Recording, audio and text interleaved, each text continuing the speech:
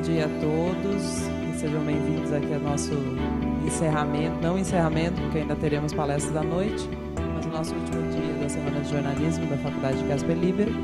Hoje nós temos aqui um convidado especial, o Ricardo Gandur, diretor de conteúdo do Grupo Estado e membro do Instituto Palavra Aberta. O Ricardo vai falar para a gente sobre mídia impressa, sobre esse trabalho também de conteúdo, não só na mídia impressa, como nas outras mídias, né? Porque ele trabalha com todas as mídias do Grupo Estado, né, Ricardo? E vamos discutir aí. A gente vai ter um tempinho mais ou menos de 20 minutos, meia hora, de exposição do Ricardo. E depois abrimos para perguntas. Então, pessoal, já que vocês estão aqui representando os nossos alunos que não acordaram nessa sexta-feira, participem, já vão engatilhando aí perguntas para melhorar o nosso debate. Então, passo a palavra agora ao Ricardo. Obrigada. Obrigado, Helena. Bom dia a todos. Parabéns por estarem aqui nessa hora, nessa manhã de sexta, mas eu acho que pode ser uma conversa bacana aqui. Bom, todos são alunos do curso de jornalismo, é isso? Sim. Ótimo. Quem está no... Foi uma rápida pesquisa aqui, já que nós estamos em clima eleitoral. Quem está no... São de todos os anos? Todos os anos. Quem está no primeiro ano? Levanta a mão. Ah, que beleza. Segundo, alguém? Ótimo. Terceiro? Tem o quarto ou não? No quarto ano não está. Está estagiando já, está com outras preocupações. Então, ótimo. Olha... A ideia de estar aqui hoje com vocês é falar sobre a relação entre jornalismo e liberdade, né? Eu sou jornalista, sou ex-aluno da Casper Libero e trabalho no Estadão há 8 anos, no Grupo Estado. Dirijo o jornalismo do jornal impresso, da internet, da Agência Estado, da rádio. Desta aqui a professora Filomena Saleme, minha grande companheira da Rádio Dourado, Estadão. E também sou membro do Palavra Aberta. O Palavra Aberta é um instituto que eu tenho a honra de participar, de colaborar. Ele tem como missão zelar pela liberdade de expressão editorial, comercial, de empreendimento. Liberdade é algo assim como o ar que a gente respira, né? A gente só percebe que existe quando a gente deixa de ter, né? E eu queria hoje explorar um pouco isso com vocês, que é essa relação entre liberdade e informação. Ao explorar essa relação, eu vou estar automaticamente falando um pouco da nossa profissão, né? Porque a nossa missão é promover o livre fluxo de informação. Então, eu diria que, ao mesmo tempo, nós todos, vocês que estão ainda no primeiro ano, mas já estão com essa missão, ao mesmo tempo, nossa missão é promover a liberdade, né? Ao promover o livre fluxo de informação, a gente automaticamente está promovendo a liberdade. Para chegar nisso, eu queria fazer um resgate de um tripé básico que é o jornalismo, que compõe o jornalismo, né? O jornalismo, na minha opinião, é formado de 3 ingredientes essenciais. 3 ingredientes essenciais. O primeiro ingrediente é o que eu chamaria de atitude jornalística. O que é atitude jornalística? A atitude jornalística é aquele comichão, é um estado de espírito que faz a gente nunca se contentar com o que nos é mostrado. É aquilo que faz a gente sempre tentar olhar por trás das coisas, além do que está sendo visto, além das aparências, não é? É uma atitude ligada, gente, a uma permanente insatisfação, poderia dizer assim, né? O jornalista, com essa atitude, é aquele que sempre fica um pouquinho mais de tempo numa coletiva, ou chega um pouco antes. É aquele que sempre diz assim, mas eu não entendi, mas por que isso? Né? É uma atitude que, perante a sociedade, às vezes é até vista como incômoda, e é, né? Porque é chato aquele sujeito que sempre quer saber um pouquinho mais, né? Ou sempre quer perguntar o que não quer ser respondido. Aí reside um elemento fundamental, né? A gente está sempre querendo perguntar o que alguém não quer responder. E vocês sabem muito bem que, frequentemente, a notícia está aí, né? A notícia reside nas coisas em que alguém não quer responder. Né? É o que, vocês sabem muito bem, é o que difere uma grande reportagem de um press release. Né? O press release é aquilo que a empresa, ou a instituição, ou a fonte, decidiu que ela quer divulgar. Mas vocês sabem muito bem que, frequentemente, a notícia estará no que ela não quer divulgar. E aí está... Mas aí vocês vão dizer assim, mas você está falando só de política, economia, do hard news. Não. Essa atitude jornalística, de insatisfação, de busca pelo detalhe, ela certamente está presente no jornalismo esportivo, no jornalismo gastronômico, no jornalismo de turismo, no jornalismo de moda, de comportamento. Por que não? Né? Porque em todo campo, a busca desse detalhe e do que não quer ser mostrado, de outros lados, ela tá presente. Me lembro recentemente uma discussão acirrada que ocorreu no Caderno Paladar, para usar um exemplo não óbvio de hard news, né? Se o fettuccine à carbonara ia ou não creme de leite, Patrícia Blanco. Decisão, assunto altamente importante. E pasmem vocês, eu achava que ia, e não vai. Né? Um verdadeiro fettuccine à carbonara faz com que a cremosidade seja obtida pelo agitamento intenso das gemas de ovos. Eu não sabia disso. Não vai creme de leite é coisa de carbonara de botequim. Pode até ficar bom, mas não é a receita correta. Então a busca pela precisão, ela ocorre em qualquer campo, né?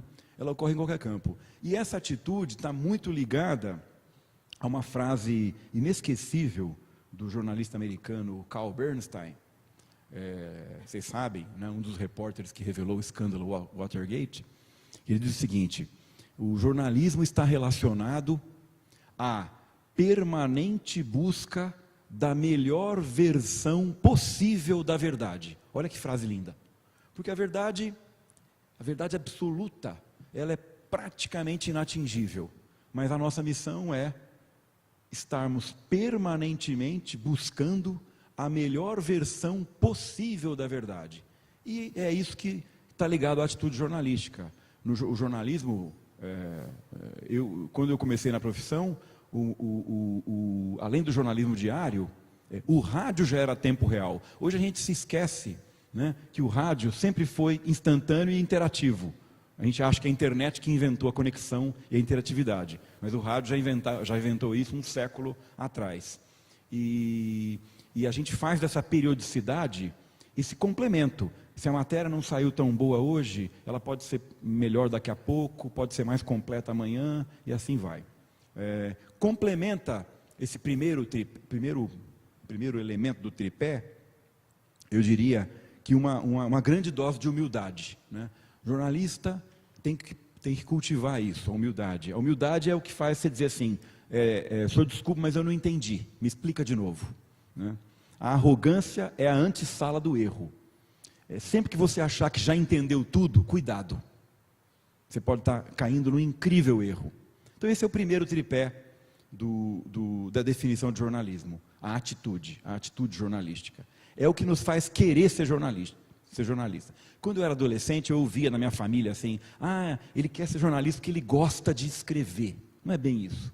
É muito mais ligado a essa atitude. Eu vou falar daqui a pouco do gostar de escrever. Então esse é o primeiro tripé, atitude jornalística. O segundo, primeira perna do tripé. O segundo ponto do tripé, além da atitude jornalística, é que ela em si não basta. Ajuda muito se a gente adicionar a atitude jornalística? Um bom método. Um bom método. O método é fundamental, é se organizar para preparar uma pauta, é entender antes de começar a perguntar e a pesquisar, qual é o contexto daquele assunto, que interesses convergem para ele, certo? A quem aquela informação pode contrariar, a quem ela pode beneficiar. Explorando aqui a minha brincadeira, não, é sério, da gastronomia, certamente os fabricantes de creme de leite vão ficar chateados se eu revelar a verdade, né? Um minutinho que essa fabriquinha da Apple aqui está chamando. Pronto. Não para nunca.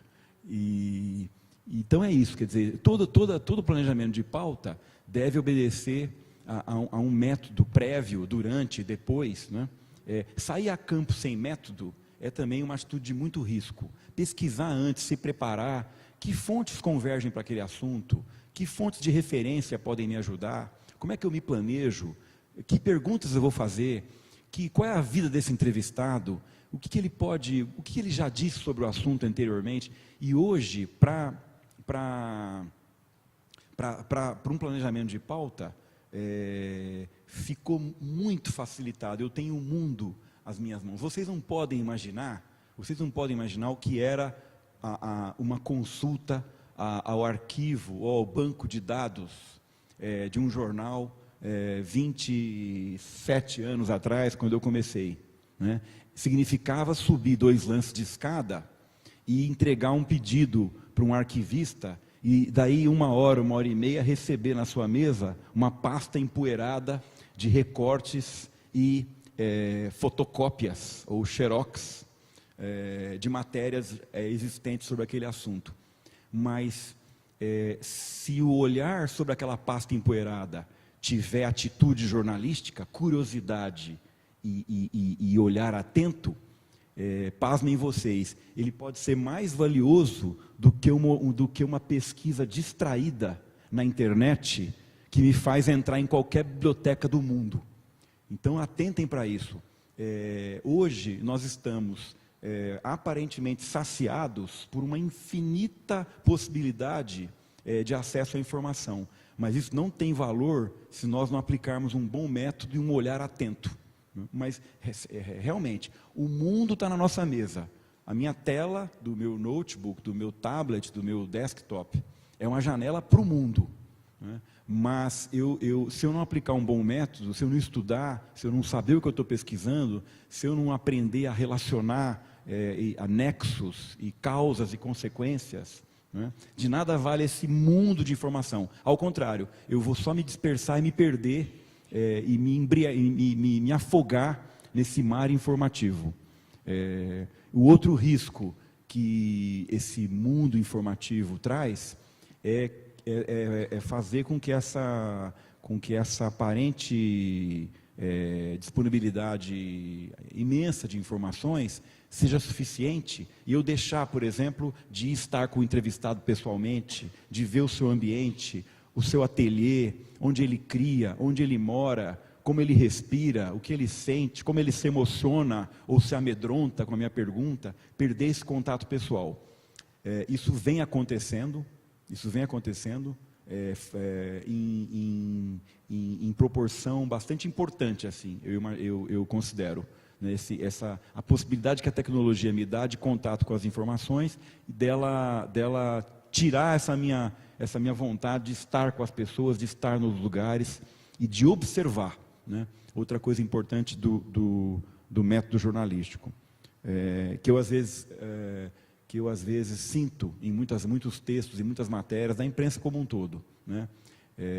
Alguém chega num evento, né, registra o que o fulano falou, né, e como ficou todo o tempo batucando no seu WhatsApp, não percebeu, né, com quem que ele chegou, né, como é que estava o ambiente, se tinha muita gente ou não, se os correligionários estavam mais para trás, se o material de campanha estava jogado no corredor. Vejam, detalhes, né, da observação.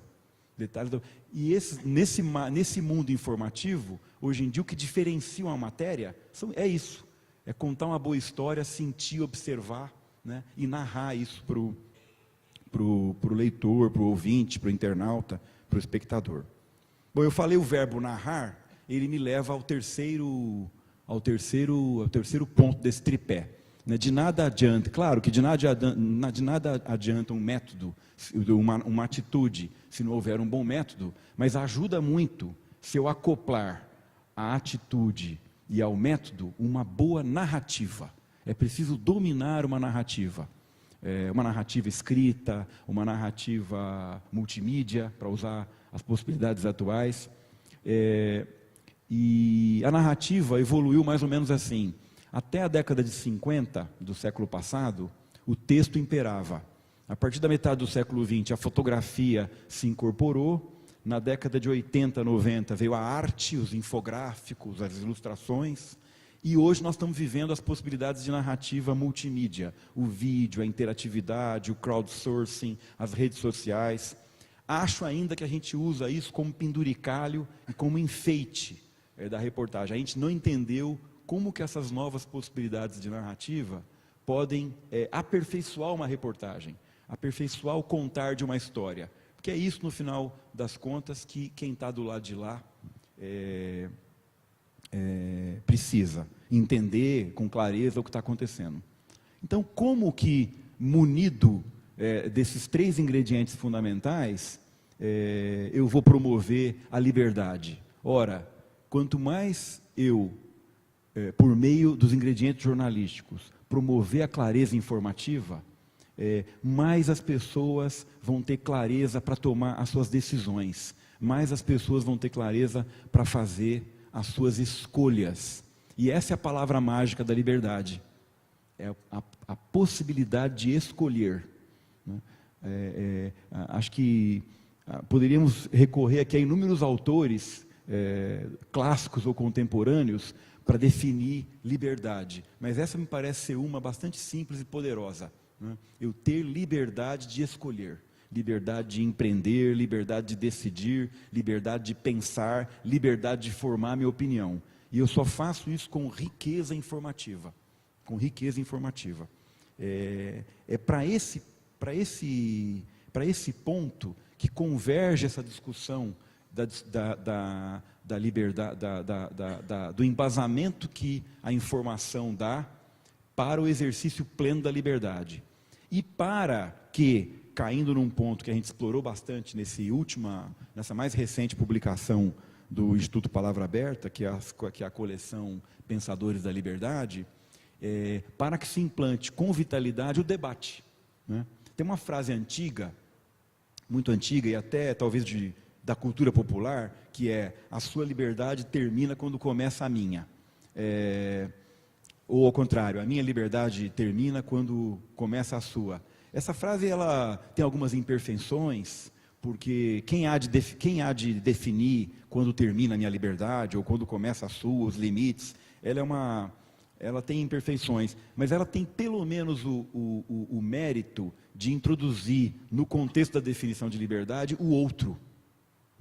Que muitas discussões que a gente tem feito, inclusive no Instituto, apontam para que, acho que nesse momento do Brasil e acho que do mundo, enfim, nesse momento de hiperinformação, acho que nós estamos, e que a possibilidade de opinar e dizer o que eu acho está bastante exacerbada. Frequentemente a gente sente nas discussões que a questão do que o outro pensa está um pouco minimizada. E não existe debate sem o outro. Não existe debate sem ouvir. E eu queria, nesse ponto, fazer aqui uma nota sobre essa situação atual de hiperconexão que as redes sociais trouxeram. Essa possibilidade de falar o que eu acho, falar o que eu acho, falar o que eu acho, falar o que eu acho, ela pode estar tendo um efeito de minimização do ouvir. Essa é uma leitura pessoal, porque a possibilidade de dizer é tão grande e que às vezes seria legal para resgatar o exercício de observar mais, sem necessariamente a ânsia de replicar e de opinar.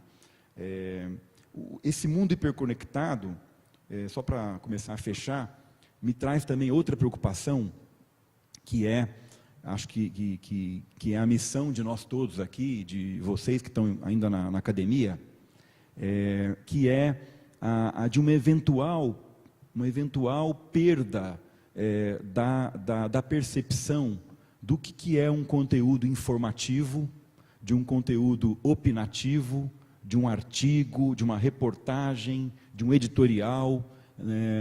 A geração de muitos que estão aqui, não vou dizer a idade, mas educada na mídia, predominantemente pela mídia impressa ou pela mídia analógica, pela mídia offline, nós crescemos sabendo diferenciar direitinho o que era uma reportagem ou do editorial do jornal, o que é um texto informativo, o que é um texto opinativo, né? O que é uma entrevista, enfim, e até o que é um conteúdo jornalístico, o que é um conteúdo publicitário. E a homogeneização aparente que a mídia digital traz, eu tendo a recear, assim, eu tenho uma tendência a ter um receio de que ela, para as novas gerações, ela pode estar homogeneizando as coisas e tudo parece meio igual. Então eu não sei muito bem o que exige ainda mais que a fonte seja identificada. Quem está falando isso, né? Da onde veio essa informação? Quem produziu essa informação? Como ela foi produzida? Vejam que cabe ao leitor também, e aí é uma questão da sociedade, né? Tem uma questão de educação, falando de forma bem geral, colocada, né? Tem uma educação midiática, a educação para o consumo, a educação para a cidadania, também pressupõe essa disciplina, né? Às vezes a gente compara, não, porque na Inglaterra os jornais fizeram isso, não, porque na Alemanha, bom, mas olha, entenda a sociedade, entenda o preparo daquela sociedade para consumir informação, o estágio em que ela está, né? E certamente esse tema da evolução da educação, ele traz esse ponto adicional, colateral, mas importante, que é da educação para o consumo da informação. Quem está dizendo, da onde vem, como foi produzido, né? Qual é a origem dessa informação? Coisa que as mídias digitais tendem a pasteurizar, a homogeneizar, e o efeito mais visível e mais popular, vamos dizer assim, tecnicamente, é a expressão, eu li na internet. Né? Você chega num bar, fim de tarde, assim, você viu na internet que a Casper Libero vai fechar? Sei lá. Ou que a Coca-Cola vai ser cor-de-rosa? Enfim, ou que fulano é isso ou aquilo? Eu li no Facebook. Né? Então, é um disque, que eu que sou do interior de São Paulo, de uma cidade pequena, eu vejo que é aquilo, só que multiplicado por milhões, porque era assim no interior. Assim, olha, ouvi dizer, é o disque, é a mulher da esquina, a telefonista, né? O sujeito do boteco, o cara que não tinha nada que fazer, estava sempre na praça, sabia de tudo, né? É um pouco isso, né? Levado a milhões de possibilidades e travestido de informação arrumada, porque numa tela, com uma fotinha e um texto, uma matéria do Estadão, ou da Folha, ou do Globo, ou do Valor, ou da Carta Capital, que seja, qualquer publicação, que botou 2 ou 3 ou X pessoas pagas para trabalhar, apurar, checar, com alguma responsabilidade, né, para obter a melhor versão possível, não infalível, né, daquela verdade, compete meio que de igual para igual com alguém que inventou um negócio e soltou mar adentro. Né? Então eu acho isso não é liberdade. Isso é possibilidade informativa. Sim, claro, e é rico. Não vou me ater aqui, daria um seminário à parte, a riqueza informativa que a gente vive hoje. Mas acho que está claro para vocês a minha visão, que essa cada vez maior abundância requer também cada vez maior aplicação, e aí especialmente nossa. Né? Outro dia me perguntaram, você acha que o repórter vai desaparecer? Hoje qualquer um pode ser repórter? É o contrário. Né? A missão do jornalismo nunca foi tão importante, nunca será tão importante no futuro. Né? Eu queria dizer aqui, professora Helena, professora Filomena, que se eu fosse elencar aqui quais são as profissões mais valorizadas no futuro, eu colocaria do jornalista, como especialista em curadoria informativa. Também, né, e essencialmente, como promotor da liberdade, já que liberdade precisa de cada vez mais informação para eu exercer minha liberdade de escolher, liberdade de pensar, de formar minha opinião, né? Então, já que a maioria aqui, a minha pesquisa rápida, identificou que são do primeiro ano, o que é comum em plateias, né? Sempre o primeiro ano está mais presente. Então aproveitem, tá? Porque um mar de possibilidades espera por vocês, e eu sou bastante otimista com relação à nossa profissão, porque ela será cada vez, não que eu estou dizendo que vai ser cada vez mais fácil, ao contrário, eu acho que a nossa missão está cada vez mais desafiada por esse ambiente, mas ela, não tenho dúvida que ela vai ser cada vez mais importante. Então, com isso, eu fico por aqui para abrir o nosso debate, tá bom? Obrigado.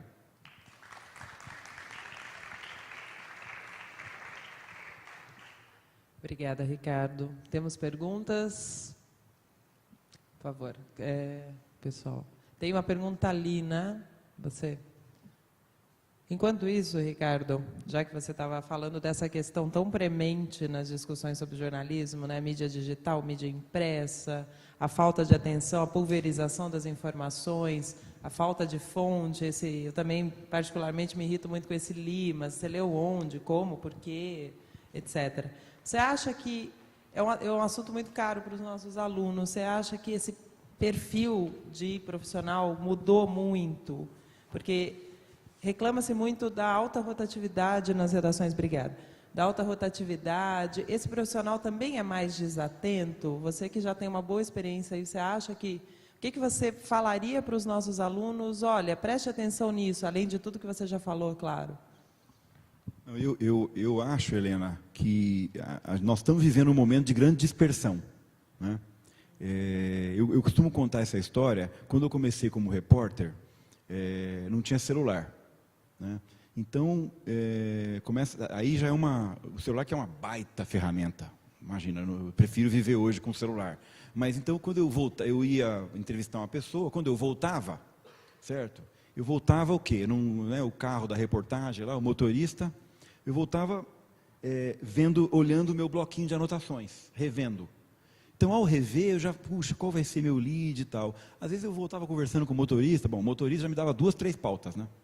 Certo? Ou olhando a cidade, olhando pela janela, coisa que ninguém mais faz, olhar pela janela do carro. Então, ao voltar da entrevista, eu olhava, só de olhar pela janela, vem 5 pautas, certo? Olha, estão demolindo isso aqui, o que será? Puxa, abriu esse troço aqui, tal. Não, então hoje não, hoje o repórter volta da reportagem, se ele tiver ido, né, pessoalmente, o que já seria uma baita coisa, teclando no celular, então pode explodir uma bomba aqui atrás da brigadeira, ele não vai ver, tudo bem. Aí eu chegava na redação, né, eu nunca fumei ativamente, fumei passivamente, porque todo mundo fumava na redação, era uma coisa assim. Chegava na redação, como não tinha eu já peguei o terminal, eu peguei máquina de escrever ainda, mas não tinha um terminal disponível, você ia tomar um cafezinho, né, e pensar um pouco na sua matéria, tomar um café olha, hoje estive com fulano, acabei de vir e tal, aí o colega disse assim, esse cara, não sei o que, já contribuía de alguma forma. Quando eu sentava para escrever, eu tinha pensado, esse é o ponto, eu já tinha pensado bastante. Então, para responder a sua pergunta, eu acho que o tempo de pensar está muito comprimido, porque a toda informação é possível, no segundo seguinte, ter um update ou um comentário. Ora, isso no limite é a loucura, porque eu não tenho tempo de pensar, certo? Eu acho isso, no segundo seguinte, alguém acha uma coisa diferente. Então, conselho que eu daria, aprenda a gerenciar o acesso que o mar de informações tem a você. Aprenda a criar um tempo para você pensar. E o tempo de reflexão é um tempo de concentração e é um tempo em que tem que parar de entrar input. Porque você é incapaz de processar inputs o tempo todo. Você precisa de um tempo para você, para pensar. Como leitor também, né? Como leitor também. Até porque essa entrada sucessiva é irrelevante muitas vezes. As atualizações costumam ser 90% das vezes irrelevantes. Eu acho que sim. Eu tenho essa sensação também. Então, vamos lá. Pergunta do Aurélio Felipe Germano da Silva. Na sua opinião, qual a sua opinião sobre as ações do Wikileaks e seu posterior aproveitamento por vários jornalistas, né? Como é que esse caso Wikileaks, como é que você vê essa questão? Legal essa pergunta. O Wikileaks, ele é uma parte do processo. Eu não vejo o que o Wikileaks fez como um ciclo jornalístico completo, né? Ele instituiu um canal em que documentos até então desconhecidos ou protegidos viessem a público. A partir dali, teria que, como eu disse, a aplicação de um método e um trato jornalístico para aquilo virar uma matéria acabada. Eu não acredito no vazamento puro e simples como uma peça jornalística acabada, pronta. Ele é o início de um processo. Aí muitos me perguntariam, mas o vazamento é algo lícito? Isso é uma questão também muito complexa. Ora, o vazamento, ele é um ato político.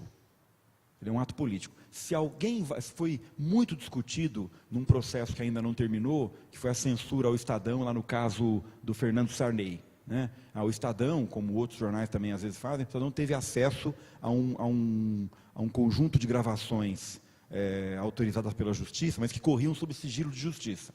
Ora, o sigilo pertence a quem o detém. Cabe ao agente público preservar por esse sigilo. Se alguém vazou, é um ato político, vazou por algum interesse. Então, cabe ao jornalismo tratar isso. O jornalismo, na minha opinião, não está fora do escopo jornalístico discutir o ato político de quem vazou. Essa é uma discussão muito complexa. Tão complexa quanto a de um fotógrafo que fotografa um crime. Se ele deveria estar fotografando ou abandonar a máquina e ir lá tentar impedir o crime. Isso aqui dá um seminário de um dia também. É uma questão super complexa. Qual é o teu papel, né? Então eu acho isso. Então o Wikileaks é legítimo, que ele é um ato político, mas ele não é um episódio jornalístico acabado. Ele é uma parte do processo. Pergunta aqui do Bruno Macedo, do primeiro ano. Na atual conjuntura, como conciliar a fluidez textual, tangenciada pela emergência das mídias sociais, com a necessidade particular de se obter um conteúdo denso, ou seja, rico em detalhes? Acho que já é uma parte daquela discussão que nós começamos. Eu acho que primeiro é nosso papel, né? É nosso papel atuar nisso, né? Não se satisfazer com o que vem rápido e fácil. Acho que a palavra é essa. Ficou fácil obter informação. Ora, isso pode ser uma oportunidade ou um baita risco. Eu acho que é mais risco do que oportunidade hoje. Ficou fácil obter informação. Certo? Você pode produzir hoje, sem sair da sua mesa, produzir uma matéria com 8 fontes, 3 pesquisas, 1 gráfico e 8 fotos, sem sair da sua mesa. Ela tem a aparência de uma grande reportagem acabada, mas atenção, pode ser só aparência. De onde veio essas informações? E de onde veio? Então ficou muito fácil, isso é um perigo, né? Então é parte da nossa missão. Tem uma questão que não está sob nosso controle, que é aquilo que eu chamei de educação midiática do lado de lá. Se as pessoas vão saber diferenciar uma matéria aparentemente boa da matéria verdadeiramente bem feita, né? Mas a gente tem que fazer pelo menos o nosso lado. Pelo menos nós temos que zelar pela qualidade. Juliana, o Grupo Estado, como qualquer outro grupo dono de uma empresa de comunicação, tem interesses. Aí ela pergunta, como conciliar esses interesses com o dever jornalístico de, como você, Ricardo, citou, buscar a melhor versão possível da verdade? Essa é uma boa questão também. Uma casa editorial tem que saber prezar por seus valores e saber que jornalismo é algo bem definido. Ou é jornalismo ou não é. Não tem meio termo, né? E isso vale para uma pequena editora num sobrado na Zona Sul ou para um jornal como o Estadão, que tem 500 jornalistas e 140 anos, né? Eu vou dizer uma coisa para vocês, eu tenho a felicidade de ter trabalhado em casas que tem isso muito forte, tá certo? eu citaria exemplos recentes de matérias que foram contra um dos maiores anunciantes do jornal, né? Eu não recebi um telefonema dos donos do jornal sobre isso. A minha liberdade como diretor de conteúdo, ela é total, até porque também não existe mais ou menos liberdade, né? Por quê? Porque o dono do jornal sabe que o único patrimônio dele, gente, não esqueçam disso, o único patrimônio de uma publicação não é o prédio, as máquinas, é a credibilidade. Você perdeu a credibilidade, você perde tudo, né? Quantas pessoas nos dizem, mas tal publicação eu li, mas não, mas essa publicação, não sei o quê. Quando o leitor fala isso, não, mas essa publicação eu não sei, acabou, né? O único patrimônio de uma publicação, seja digital, impressa, em rádio, é a credibilidade, né? E o dono do jornal, ou da publicação, ele sabe disso. Ele prefere contrariar um interesse hoje ou amanhã do que perder o seu patrimônio para sempre, né? E eu tenho a felicidade de ter trabalhado em casas que prezaram muito isso, né? Isso é muito importante. Então, eu acho que no Brasil isso está bastante claro, né? E acho que o Brasil hoje tem se a gente fosse ranquear no mundo, né? O Brasil tem uma imprensa hoje, inclusive regional, em acelerado grau de desenvolvimento, né? E comparável às melhores do mundo, até melhor do que muitos países da Europa. O que aconteceu, infelizmente, nos últimos 10 anos, é que o governo federal colocou a opinião pública contra a imprensa. Eu acho que se a gente teve grandes progressos sociais e econômicos, eu acho que houve um retrocesso na percepção política da importância da imprensa, banalizando o papel da imprensa como opositor e como crítico. Não existe jornalismo que não tenha espírito crítico, né? E acho que perdeu-se uma grande oportunidade na história recente do Brasil de educar a sociedade com relação à importância do contraditório, né? A importância do contraditório. Mas isso daria também mais um seminário de um dia. Já pautei aqui a próxima semana, a semana Casper Libero de jornalismo. Pautei não, sugeri, né? A professora Helena e a Filomena analisam depois. Ricardo, essa questão dos interesses dos grupos de mídia e de que liberdade o jornalista teria, apareceu em várias mesas aqui durante essa semana. É uma discussão recorrente. Os alunos sempre perguntam, eles são muito impactados por essa questão. Então, acho que é interessante mesmo colocar esse ponto de vista. E nos seus outros trabalhos, assim, só complementando a pergunta do aluno, você também nunca sentiu essa... Falando mais em nome dos alunos, porque eles expressaram muito durante a semana. Vamos explorar, né? Mais isso. Olha, você não vou contar assim, citei um caso recente do Estadão, né? Em 94, quando muitos aqui, acho que nem eram nascidos ainda, eram muito pequenininhos, em 94, eu estava na Folha quando surgiu a crise de uma construtora chamada Incol, que ia falir.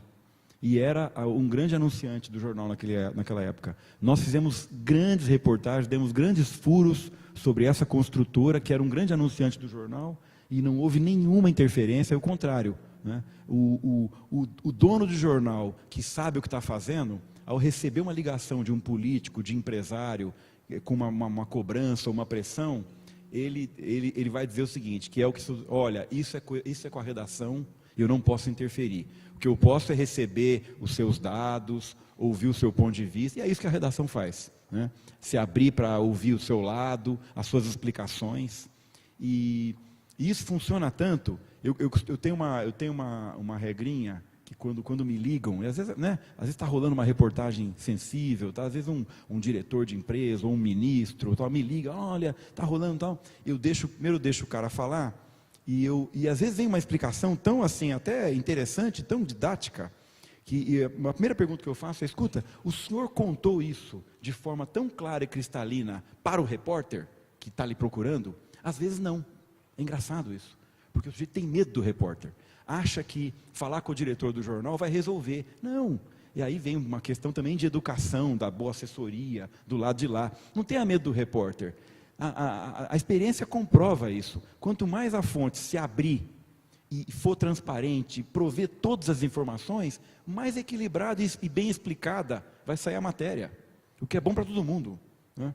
E agora, milagre a gente não faz. Se não tiver nada a explicar, certo? Às vezes não tem jeito. Quer dizer, aí vamos para cair num caso recente aqui do Paulo Roberto Costa. Aí a única saída é delação premiada.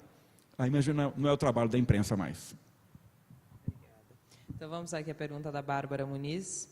Ela fala, a primeira mesa dessa semana de jornalismo aqui da faculdade contava com ex-alunos casperianos de idades diferentes, e a visão desses profissionais era bastante pessimista em relação ao atual mercado de trabalho do jornalista. Hoje ela percebeu uma postura otimista da sua parte, ao dizer que o jornalista será uma das profissões mais valorizadas no futuro. Ao que você atribuiria, Ricardo, essa contradição de opiniões desses... Realmente, nós recebemos na segunda-feira veteranos de todas as idades, assim, do professor Erasmo... Inclusive a nossa editora-chefe, a Cida Damasco. Isso, exatamente. Do Erasmo, a Cida, alguns ex-alunos mais jovens, porque eles estavam, de fato, um pouco pessimistas, e você aqui colocou uma questão muito, muito boa para a gente, né, do jornalista como uma das profissões do futuro. O que você acha? Por que a contradição? Eu acho que, bem, enfim, eu conheço bem a Cida, e a gente discute muito, estamos muito alinhados nesse sentido, mas eu acho que o que eles colocaram aqui, e talvez eu tenha passado rapidamente... Cida é mais otimista também. A Cida é uma libriana, que nem eu. E vocês podem achar que eu estou sendo otimista demais, mas eu queria, então, resgatar um ponto e reforçar um ponto que eu só tangenciei. Eu acho, sim, que por esse estado geral de coisas, né, uma falta de entendimento da sociedade e um risco da atividade jornalística estar sendo pasteurizada demais por esse excesso informativo, eu citei rapidamente, mas quero reforçar. Eu acho que o futuro, os anos que vêm pela frente, são muito desafiadores, né? Então, talvez eles tenham expressado esse pessimismo pelo desafio que vem pela frente. Eu acho que o jornalismo está desafiado. Está desafiado porque, por causa dessa abundância informativa, tem muita coisa nesse mar que a gente navega que parece jornalismo, mas não é. É apenas informação. Lembrem que tem informação e tem informação jornalística. Nem toda informação é informação jornalística. A informação jornalística é aquela que contém o ingrediente jornalístico. É aquela que teve atitude, tem método e está bem narrada. E nem toda informação teve isso, especialmente nesse mar informativo. Então, o que eu acho é que tem preocupações, mas o meu ponto é que eu sou otimista com relação à importância da profissão até para vencer esse desafio, né? Então, é como se eu fosse um bombeiro e gosto de fogo, que é a minha praia. Eu quero atuar, e eu acho que a nossa atuação está muito reforçada. Mas se eu passei a impressão de que o nosso trabalho está facilitado, então a impressão ficou... Eu queria corrigir essa impressão. O nosso trabalho não está ficando facilitado, ele está ficando bastante dificultado por esse mar de coisas, por esse ambiente. Mas a minha leitura é que isso torna a atividade ainda mais importante, né? Ainda mais importante. Então é isso que eu queria sublinhar.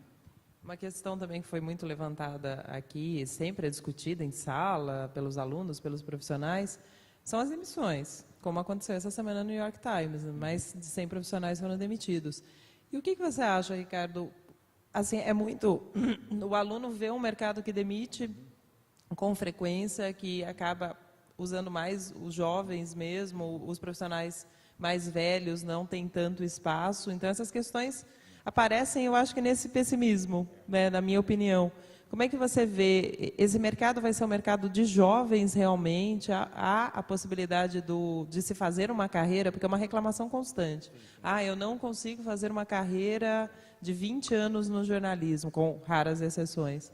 O que você acha desse? O que você diria para os nossos alunos também? Não, é super importante esse ponto. Eu queria resgatar aqui um conceito, quer dizer, a atividade jornalística é um negócio, predominantemente, né, é um negócio privado de interesse público, certo?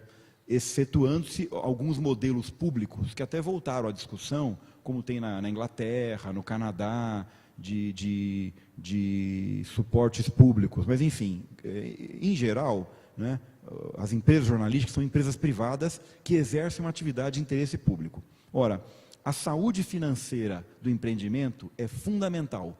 Ela é base, inclusive, para a independência editorial, né? Uma empresa endividada, sem saúde financeira, ela pode, não necessariamente, mas ela pode, com isso, né, correr riscos de independência editorial, né? Então, é um dever quase ético do empreendimento jornalístico se manter saudável. E isso envolve controlar custos, maximizar receitas, ser criativo em projetos. Não é só cortando custo que você fica saudável financeiramente. Você também pode, esse ano nós estamos ampliando, criando áreas de eventos, fazendo alguns cadernos temáticos virarem multiplataforma, para captar novas receitas, né? Isso é a área comercial lá que faz. A redação se envolve independentemente na produção dos conteúdos. Então, nós temos que entender, e isso pode acontecer, quer dizer, as demissões acontecem como acontece em qualquer setor. O que está mudando é um pouco o perfil do mercado, tá certo? O Estadão, assim como o New York Times também, hoje tem profissionais que não tinha 10 anos atrás. Infografistas especialistas em Java, ilustradores multimídia, videomakers, produtores de vídeo. São dezenas de posições na redação, editores de imagem, editores de áudio. É legal falar nisso aqui, numa faculdade que tem rádio, TV e tal. Então, são dezenas de profissionais que antes não existia. No mix, certo? Talvez, que postos foram fechados? Mais ligados à velha mídia. Diagramadores, né? Redatores de texto. Hoje o repórter escreve texto final, né? Bom, mas 20 anos atrás, tinha o pestapista, o cara do pestap. Essa atividade não existe mais. 20 anos atrás, a gente chorou o fechamento desses postos. Então, tem uma evolução tecnológica, mas no mix vai mudando e vai surgindo outras formas de se relacionar. Hoje nós temos uma rede de blogueiros que são empreendedores. Eles atuam, evidentemente, vamos dizer assim, ligados ao valor editorial da casa e geridos de alguma forma por um editor. Não dá para ter um blogueiro que escreve, enfim, sem método, né? A gente tem uma tentativa aí de extensão do método a esses colaboradores. Então, certamente o New York Times, tá? O New York Times, eu não sei, não conheço a natureza do que eles fizeram agora, mas eu lembro que 5 anos atrás eles demitiram os copydesks, que era o cara que pegava um texto e reescrevia e entregava para o editor ler. Essa é uma função que perdeu o valor um pouco. Porque até com essa instantaneidade, não dá mais tempo de alguém reescrever o que o outro escreveu, né? É esperado do repórter que tenha texto final. Então, a gente precisa analisar com muito cuidado, sem cair num chavão de, estão cortando. Estão equalizando, estão gerenciando o perfil do empreendimento. Mas, certamente, tem postos novos que estão surgindo, né? E na comunidade como um todo, surgem novas formas de atuar, né? Essa visão é interessante porque muitas vezes nós não temos esse raio-x, né? Lembrar que outros postos de trabalho surgiram e realmente... Eu queria aproveitar, Helena, desculpa, me ocorre aqui um ponto que eu queria aproveitar, que eu estou numa excelente faculdade de jornalismo, excelente e importante, já que eu falei de novas formas de atuar, eu queria fazer uma assertiva aqui, que eu sempre procuro não perder a oportunidade de fazer em ambientes acadêmicos. Essa assertiva é a seguinte: assessoria de imprensa não é jornalismo, ponto. Assessoria de imprensa é o uso de técnicas jornalísticas e de comunicação aplicada para que uma fonte, seja uma ONG, uma instituição, um governo, uma empresa privada, maximize os seus objetivos de penetração de marca, ou de venda de produto, ou de emissão de uma mensagem, a partir dos olhos e dos interesses específicos daquela fonte, que são absolutamente legítimos, mas não se trata de jornalismo, se trata de comunicação aplicada, uma carreira honrosa, bacana, com o mercado em expansão, certo? E muito bem exercida, eticamente maravilhosa, mas não é jornalismo. Os interesses do repórter e do assessor de imprensa são diferentes. São diferentes. O repórter frequentemente vai querer divulgar o que o assessor de imprensa não quer que ele divulgue, né? Não quer que ele divulgue. Essa é uma coisa boa de lembrar. Não, é importante, eu tinha até relacionado aqui com uma possível questão, essa questão das assessorias, porque realmente nós falamos muito frequentemente que é um mercado em expansão e que os nossos alunos precisam considerá-lo. Mercado de comunicação em expansão. De comunicação. E muito sim. bem estruturado e profissionalíssimo. Eu não estou tirando nenhum glamour, nenhum valor. Eu só estou dizendo que são campos de atuação diferentes, tá certo? Sei lá, você pode relacionar com outras profissões. É o piloto de avião que trabalha em aviação comercial ou em aviação executiva. É o médico de um hospital do trabalho ou consultório particular. São contextos diferentes. Sem dúvida, não Agora, é o jornalismo. Claro que o bom assessor de imprensa, né, pode também estar a favor da comunidade informativa, tá certo? E como ele conquista credibilidade, que é um atributo da assessoria de imprensa, perante o repórter, isso felizmente existe muito ainda, certo? Que quando ele atua com transparência, certo? Então, é o cara que, em vez de dizer que esse copo não está aqui, certo? Ele diz assim, olha, você me desculpe, mas essa informação eu não posso te passar nesse momento. Assim que eu puder, eu te passo. É melhor, né? Em vez de dizer, não, mas eu estou vendo o copo ali. Como é que você está dizendo que não está ali? Tá certo? Porque isso às vezes acontece, né? Nessa tentativa de maximização dos interesses do cliente. E como, quando isso acontece, a credibilidade da assessoria se eleva, né?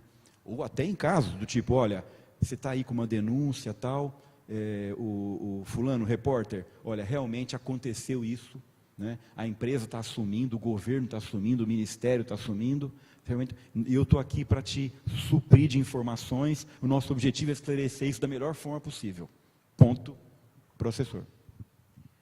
Vamos voltar aqui às perguntas. Pergunta do Daniel, pergunta bem curtinha, um pouco genérica, mas o que é liberdade de imprensa para você? No Brasil, a liberdade de imprensa é respeitada? Eu não sei se o Daniel se referiu. Daniel, cadê você? Não sei se você se referiu à política. Eu acho, Daniel, que o Brasil vive um estado pleno de liberdade de imprensa, com alguns episódios de atenção, né? Alguns episódios de atenção, especialmente no judiciário.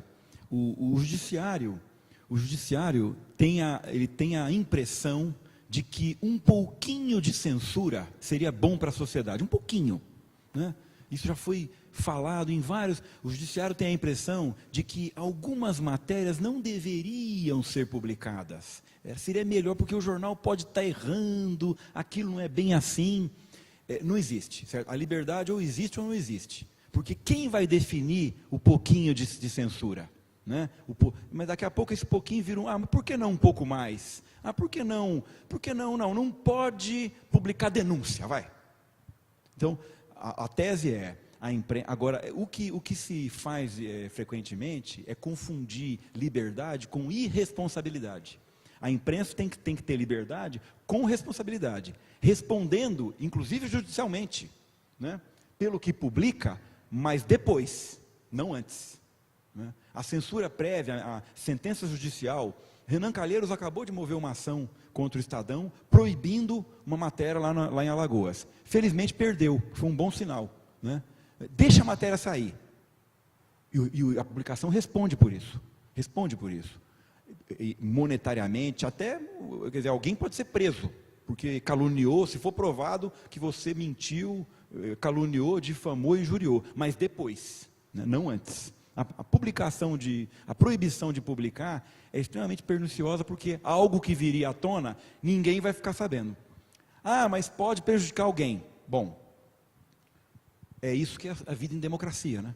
Assim como uma cirurgia pode matar um paciente, um voo pode matar pessoas, é infantilizar a sociedade, você querer proibir para evitar o risco, né? Uma pergunta da Juliana. Mesmo que, como você disse, estejamos mal educados para o consumo da informação atualmente, a internet ganha espaço, ao passo que os jornais impressos e pagos perdem. Quais são os rumos do jornalismo impresso, na sua opinião, nesse cenário, no qual a internet transmite informações gratuitas através de plataformas digitais? Eu acho que é... Boa, excelente questão. Vou responder em partes, que tem várias questões incluídas aí. Primeiro, que acho que os jornais impressos na verdade, nunca foram tão lidos. não é? Hoje, um jornal como o Estadão tem 200 mil exemplares, o que é pouquíssimo para a mídia impressa, mas tem 13 milhões de seguidores únicos na sua nuvem, na web, certo? E já tem quase 20 mil assinantes digitais puros. A minha visão para o futuro é que algumas pessoas, isso sempre é assim na sociedade, né, vão começar a valorizar, né, assinar um produto digitalmente. Está surgindo a assinatura eletrônica. Ela é mais barata que a assinatura impressa, porque você não envolve transporte, papel, tinta e tal. E as pessoas, como sempre foi, de melhor qualificação, o ideal é que fosse todo mundo, mas a pirâmide sociodemográfica é assim, vão optar por pagar uma assinatura eletrônica. O Estadão começa agora em meio de outubro a cobrar pelo seu conteúdo também na internet, um modelo parecido aí com o que tem sido feito, X matérias de graça, a partir daí você paga e tal, e isso vai salvar o jornalismo. O que vai salvar o jornalismo é o modelo de conteúdo pago, ou algum outro o tipo de financiamento, porque a publicidade tende a cair, né?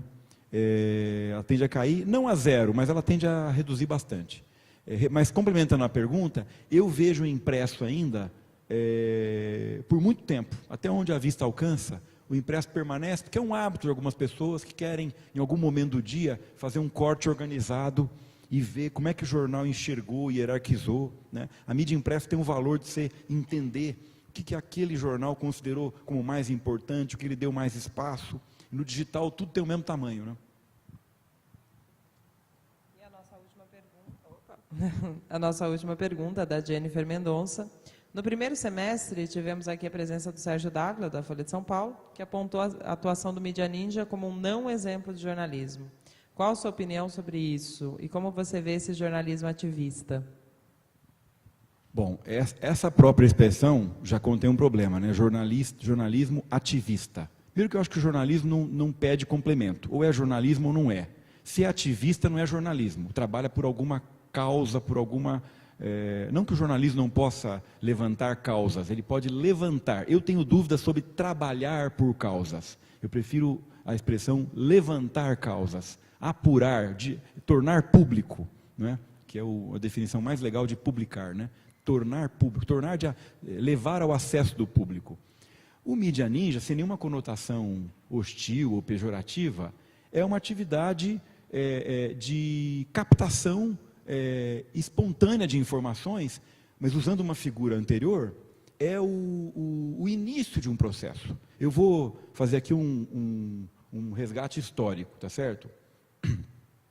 O dia em que um sujeito na Praça da Bandeira pegou uma ficha da Telesp, enfiou num orelhão e ligou para a Jovem Pan, dizendo assim: aqui tem um prédio pegando fogo, e era o Joelma, ele foi um ninja, ele foi um captador de informações na rua, com a tecnologia disponível no momento. Mas aquilo era um processo jornalístico completo? Não era, era o início de um processo. Então eu estar na rua captando, olha o que está acontecendo aqui e tal, é bárbaro. E hoje, em vez da ficha da Telesp, eu tenho um smartphone que faz streaming ao vivo, tá certo? Mas aquilo é o início de um processo jornalístico. Quem está lá? Quem são aquelas pessoas? O que foram fazer ali? O que as move? Em nome de quem elas estão fazendo aquilo? Qual é o sentido da manifestação?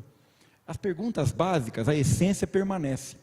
A tecnologia, o ferramental, às vezes nos ilude um pouco, porque parece que aquilo se basta. Esse é o perigo do meio, né? Da ferramenta, né?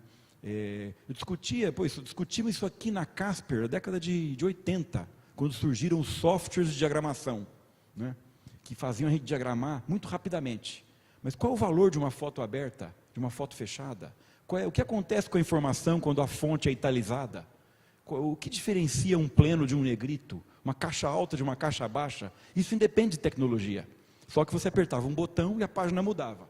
Isso foi discussão aqui na Casper, quando surgiu o Quark Express, Oi? PageMaker, é esse que eu estava tentando lembrar. Exatamente, Patrícia, obrigado. Isso é museu hoje, né? PageMaker, fazedor de páginas, né? Era uma coisa, a gente botava um disquete de 5 1/4 de polegadas num Itautec XT, que era o único disponível, brasileiro, carroça, né? E a página acontecia automaticamente. Mas o que significava aquilo, né? Essa é uma deficiência que ainda hoje existe, né?